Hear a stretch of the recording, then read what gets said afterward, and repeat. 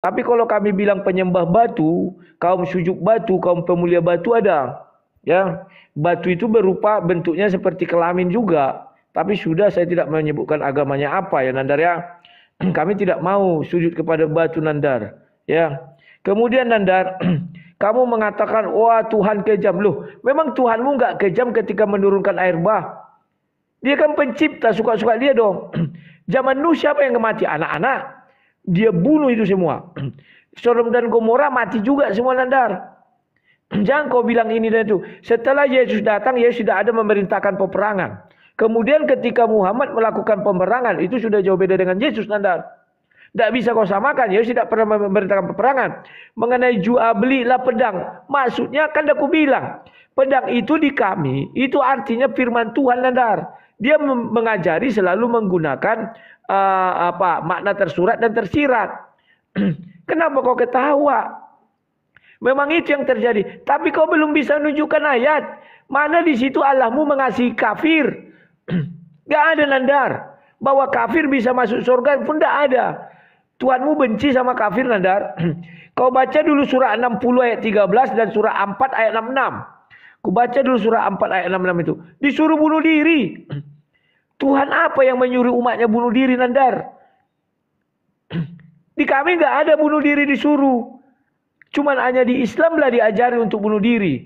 Ya surah 60 ayat 13. Nanti kau cari surah 4 ayat 66. Dan sesungguhnya kalau kami perintahkan kepada mereka, bunuhlah dirimu. Atau keluarlah kamu dari kampungmu. Saya mereka tidak akan melakukannya kecuali sebagian kecil dari mereka. Dan sesungguhnya kalau mereka melaksanakan pelajaran diberikan kepada mereka, tentulah hal yang demikian itu lebih baik bagi mereka. Jadi mereka disuruh bunuh diri. Surah 60 ayat 13. Sebentar lu. 60 ayat 13. Biar jangan salah-salah. Ini perintah Nandar. Kau harus ikut Nandar. Bunuh diri kau Nandar. Wahai orang-orang yang beriman, janganlah kamu jadikan orang-orang yang dimurkai Allah sebagai penolongmu. Sesungguhnya mereka telah berusaha terhadap akhir. Oh, sorry. Ini mengenai tidak usah jadikan penolong ya Nandar. Saya agak salah ini. Surah 2 ayat 54. Sorry. Saya mencari tadi Nandar karena kita tadi diskusi tidak buat janjian. Ayat 54. Ya. Yang bunuh diri di mana, Rudi? Apa? Yang bunuh diri di mana? Surah 2 ayat 54. Surah 2 54. Al-Baqarah sapi betina 54. Dan ingatlah ketika Musa berkata kepada kaumnya, wahai kaumku, kamu benar-benar telah menzolimi dirimu sendiri dengan menjadikan patung anak sapi sebagai persembahan. Karena itu bertobatlah kepada penciptamu dan bunuhlah dirimu. Jadi cara bertobatnya harus bunuh diri Nandar. Itu lebih baik bagimu di sisi penciptamu. Dan akan menerima tobatmu sungguh. Jadi kalian bertobat Nandar, kau bunuh diri kau. Diterima tobat kau Nandar. Kalau kau nggak bunuh diri gak diterima tobatmu. Dialah penerima tobat, maha penyayang. Jadi kawan-kawan, ajaran Kristen tak ada menyuruh bunuh diri. Kalau ajaran Islam ada. Kalau kalian agar tobat kalian cepat diterima, menurut surah ini ya berbunuh aja diri kalian. Surah 4 ayat 66 juga gitu. Kan lawak. Bisa kalian membunuh diri di Surya. Terus kau bilang lagi Nandar, coba dulu cari satu ayat Nandar. Di mana Tuhanmu pernah memasukkan seorang kafir ke dalam sorga. Atau menjadikan sorga kepada kafir. Sebagai dia tidak membenci ciptaannya yang lain. Kan begitu. Belum lagi kau bawa ayat salib. Barang siapa memerangi Allah dan Rasulnya. Serta membuat kerusakan di muka bumi. Saya lupa itu. Ntar ya. Maka dia akan disalib. Jadi Tuhanmu punya hukum salib. Tuhan kami enggak punya hukum salib Nandar. Ya. Surah 5 ayat 33. Surah 5 ayat 33. Sesungguhnya pembalasan terhadap orang-orang yang memerangi Allah dan Rasulnya dan membuat kerusakan di muka bumi hanyalah mereka dibunuh atau disalib. Kejam Tuhanmu Nandar. Tuhan kami tidak punya hukum salib, tapi dia disalib. Iya. Itu hukum manusia. Kalau di dalam Islam hukum itu ada dua, hukum Fir'aun dan hukum Allah SWT. Hukum Fir'aun disalib kalau orang mengikut Musa. Tapi Allahmu setelah datang, sebelum Musa kan Yahweh namanya bukan Allah. Setelah Allahmu datang dan Muhammad datang, justru Allahmu meniru hukum salib dari Fir'aun. Sehingga mereka disalib. Baca itu baik-baik Nandar. Sudah disuruh bunuh diri, sekarang ada salib. Kenapa kalian tidak mengikuti hukum salib? Kalian tidak suka kan? Silakan. Kena kau Nandar. Menang aku lagi Nandar ya. Sudah mulai naik tempo kita nih Nandar. Ku balik habis Waduh, ini. waduh, kita teman-teman jangan kalah. Kita menang debat tapi jangan kalah ini juga. Debat menang Waduh, dari sudah ya. mana kau? Ayo Sudahlah deh. Nandar, jangan terguncang. Banyak kali cakap kau Nandar, Nandar. Silakan.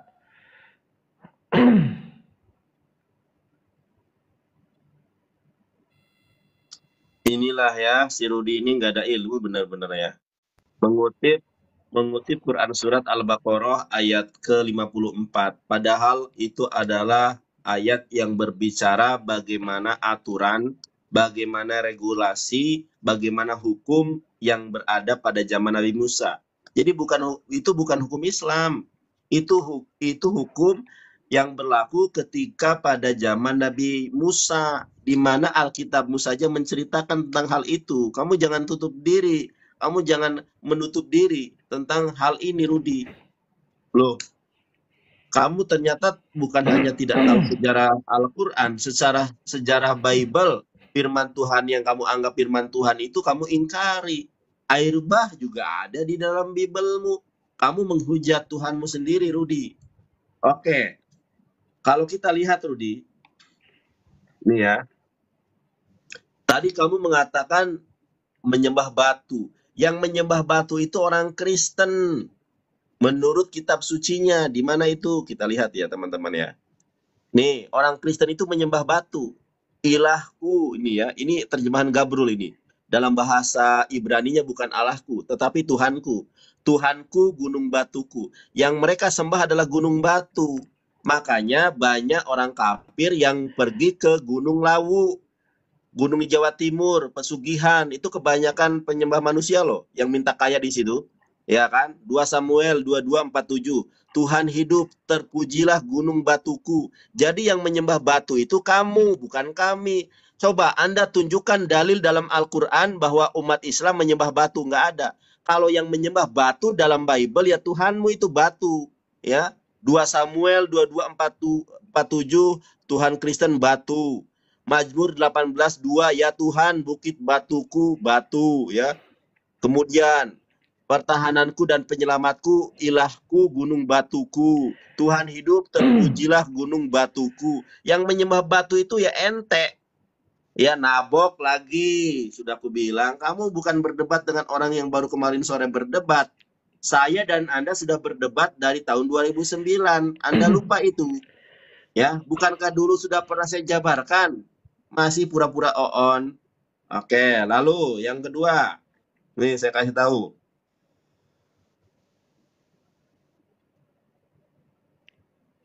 Ya, Yohanes 16:25. Rudi, semuanya ini kukatakan kepadamu dengan kiasan, akan tetapi pada tiba saatnya aku tidak lagi berkata-kata kepadamu dengan kiasan, tetapi terus terang memberitakan Bapa kepada kamu. Nah, ada ayat yang tadi kamu kutip, ya, mana tadi tuh? Sebentar ya, aku cari dulu. Oke, nih. Dilempar kepada anjing tadi apa? Remah-remah. Di mana ayatnya tadi itu ya? Nih. Nih. Ini ya, Matius 5 ayat 26. Tapi Yesus menjawab, tidak patut mengambil roti yang disediakan bagi anak-anak dan melemparnya kepada anjing. Anjing di sini adalah yang dimaksud adalah perempuan. Ini begitu kasarnya Yesus, ajaran intoleran. Kata perempuan itu, benar Tuan, namun anjing itu makan remah-remah yang jatuh dari meja tuannya.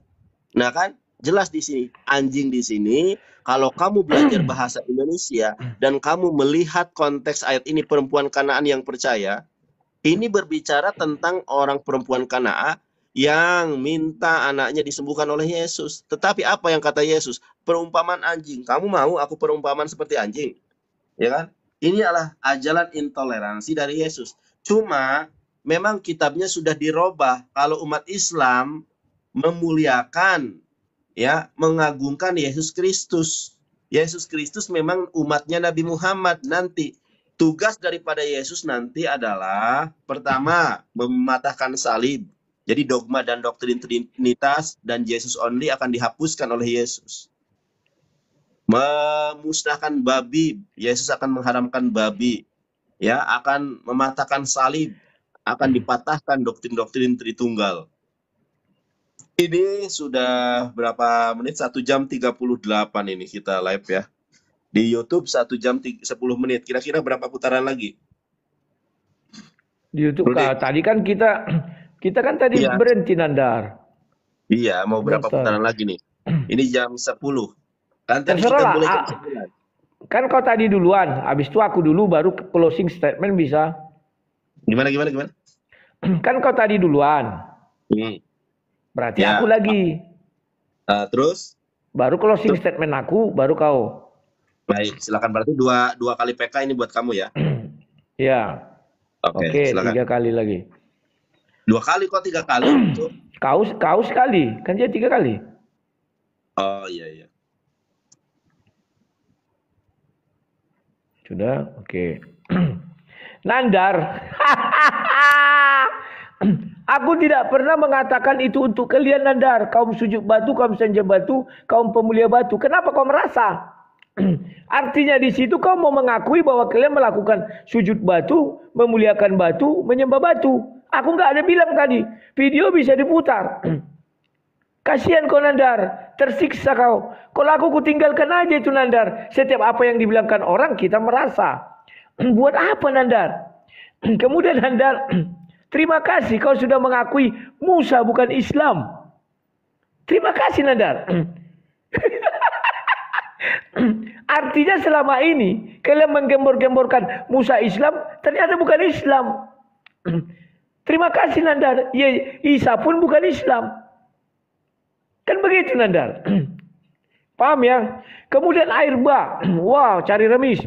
Di tempat kami ada, tempat kalian. Memang ada, aku bilang. Apakah kau mengatakan Tuhan kejam? Iya. Dari sudut manusia, perintah Tuhan itu kejam.